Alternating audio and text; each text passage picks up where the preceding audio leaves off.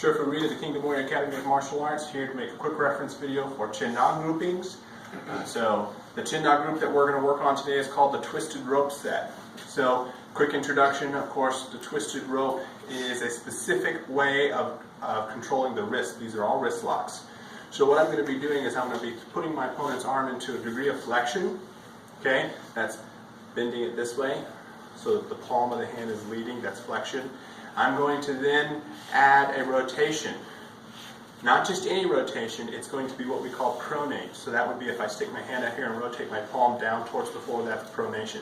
So with flexion and then pronation, and then my other hand is going to create an opposite rotation, so a supination rotation over here at the elbow, okay, where the thick muscle comes in, and we're going to be using a radial nerve pressure point. So that's what the twisted rope final position is. I'm just going to show you 5 different ways to utilize that particular wrist lock. Okay, so I've got a student who's going to come over and help me. Okay, so for the camera, just so everybody can see, flexion, pronation. So this is the position I'm going to put them in. Okay, and then I'm going to rotate this way and this way at the same time while keeping it compressed into flexion. Okay, so 5 different ways to do that. Okay, now there's a little bit of a size discrepancy here, but this is just for demonstration and student practice, so it doesn't really matter. He's going to be a bigger man than me someday. Alright, so the first one is called from a bear hug. He's going to come at me and grab me in a bear hug, but he's not going to trap my arms. Okay, now one option people ask me all the time is, why don't you just hit him? Well, you can. That's always an option. Hitting people is always a fair game option when somebody grabs you. You can do that. This is just another way to do it. So I could sit here and bounce his head back and forth from one elbow to the other until he's unconscious or willing to leave me alone. But we're going to go a different route today. What I'm going to do is I'm going to show you how to get out and then apply him into a wrist lock, twisted rope wrist lock, without having to do the elbows to the back of the head kind of deal. Okay? So first of all, I want to get a hold of one of his forearms. Doesn't matter which. Whichever one I go to, though, I'm going to make sure I get him to let go. So what I'm going to do is a couple different ways you can get him to let go. You can do the back of the wrist, rub the knuckles on the back of his hand until he lets go. You can take your thumb into a cuticle of his finger and do that until he lets go. Okay? I can get a hold of a thumb or a finger and I can bend it into an L until he lets go. All of those are all fair game. I can take my hand in here and I can just kind of press into it until he lets go. All of those may or may not work. Okay. Other options, stomp his feet, scorpion kick him in the groin, any of those things to make him let go. That's the first step, is making him let go. Then you're going to control his arm once he lets go by grabbing the forearm. Whichever hand I grab, that's the way I roll. That's the way I roll. So then I'm going to catch the back of his hand against my chest, so I'm pushing him into flexion. See how that works? Flexion with back of my hand here. Then I'm going to reach over and I'm going to grab his elbow. Not the elbow joint, but the pad of extensor muscle right there, distal to the elbow joint. We're also underneath of which is where the radial nerve runs. So I'm going to use that radial nerve as a pressure point. Then this hand, while I'm doing that, is just going to slide over until I have a good grip. Thumb between thumb and index finger. The other fingers control the base of the hand there. Still against my body. So my body is pushing into his flexion position. I'm going to grip his hand so that I can rotate him into pronation while I'm holding him into flexion. And while I'm holding him into flexion, rotating him into pronation, I'm going to rotate his forearm bones into supination, thus causing a twisting, very painful bone against bone inside of his forearm experience, while also stretching out all of his extensor musculature in a very uncomfortable direction and binding up all of his carpal bones in his wrist, in his hand at the same time. Okay? Very good. So that's the bear hug. So all of these have twisted rope after their name. So bear hug, twisted rope. Okay.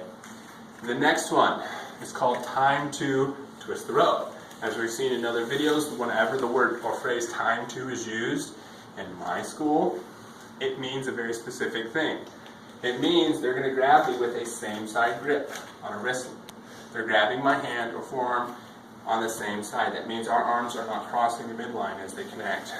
I'm going to take him to an outside circle close to my face like I'm looking at my wristwatch, hence the name Time 2. It's, go ahead, go hard. Well, it's Time 2. Now I'm going to pop my fingers towards my nose. That makes him let go. Creates a lever arm there that forces his grip to let go. My other hand needs to be up here to receive it. So as he grabs, and I come here and pop loose, notice it's right there. He can't get, it's right there. Then I'm just going to slide, and boom. Again, compression through the wrist for the flexion, rotating him into pronation at the wrist and into supination at the forearm. The next one's called cross hand drill. Okay, this one's the one that's a little different from the rest. So he's going to start by grabbing me. I'm going to grab him with an opposite grip as I grab all the rest of the grips with. So instead of my thumb between his thumb and forefinger, or index finger, I'm going to put my other fingers between his thumb and index finger, and I'm going to grab with my thumb around the edge of his pinky finger metacarpal. Okay? Then I'm going to drill up, and then I'm going to step around. As I do that, a lot of times what will happen is I will trap his thumb into a very awkward position that is very similar to the thumb chin knot that you'll see in a later group. So that pries him out so I can then get my arm out. So this arm's free now, and I have control of his wrist here. Notice it's in flexion. By stepping around, I position his elbow against my ribs. My hand is here, I'm just going to slide it in here, and that locks it into my ribs. Okay? Notice my elbows are up.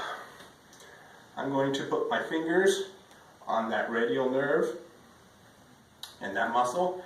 I'm going to compress through his hand into my ribs. Okay, and I'm going to drop my elbow. That rotates his forearm into flexion. Now I'm going to drop this elbow, and that rotates his forearm into supination. Opposite directions and opposite points with a flexion. I'm getting the same lock, I'm just using it kind of a backwards position. I'm on the outside. Plus, benefit of being on the outside is, try to hit me. Okay. Exactly. So, I'm protected a little bit. Alright? Now, I'm going to take care of my partners because I can't afford to run out of them too quickly. So, make sure your partner's okay. Be gentle. Feel the technique all the time. You never want to go so fast or so hard that you're hurting your opponent or your partner. In real life, go ahead and hurt your opponent. In practice, keep your partner available because otherwise you don't have anybody to practice with. Alright, release the shoulder. Most of these techniques are very simple. He's going to grab my shoulder. I'm going to grab his hand. It's a cross my midline grab. I'm going to reach across my body to do it. And again, I'm going to place my thumb between the thumb and the index finger. Grabbing his hand, not his forearm. And then I'm going to come over here, place fingers in the radial nerve, okay, and I'm going to put him into flexion, rotate him into pronation while keeping him into flexion, and then counter-rotate into supination using the radial nerve as an extra little fun thing that we can do with our friends. Okay, so that one again, he grabs the shoulder, I simply grab and boom, he's there. Very quick, very effective. Okay, the next one, probably the most complicated, hardest to get right. It's called the sea otter twist the rope.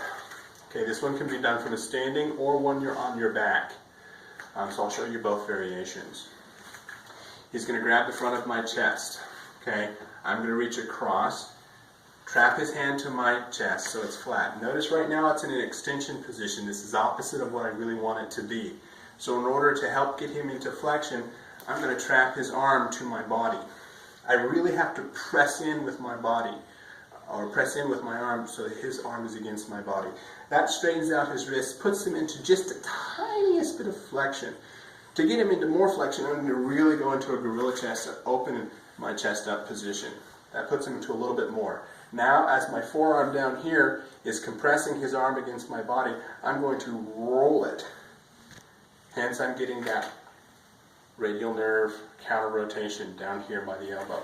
Now I'm going to rotate my upper body. I'm getting the rotation. He's into a little flexion, and to finish it off, I'm going to bend over, and there you go. So his end position is not as much flexion, but it's the same thing. It's flexion, rotation into pronation, and a counter rotation into supination. Okay? All right. Next, that same technique can be done on its back. So I'm down here, he's got me in a full mount position. This is a really bad spot for me to be in, okay? Because he can just pummel me to death. But for some odd reason, he grabs me. Or I get a hold of this hand and I trap him. Then I bring him down to here. That makes it hard for him to attack me. I've controlled his arm now. He could still punch me with this hand, so I got to be quick. And there we go. So I keep this knee up so that I can push with it to turn him. I gotta trap his body, get a hold of the wrist, expand him, and then kind of come into him like that. And this hand kind of helps that wrist to get into the flexion position. And then it's a counter pull this way, fully expel the chest, and a little bit of rotation. And then I kind of bring my shoulder to my hip to get him into that position. Okay? And thank you very much, Tiffany. That is the Twisted Fold Chin Na set. Thank you.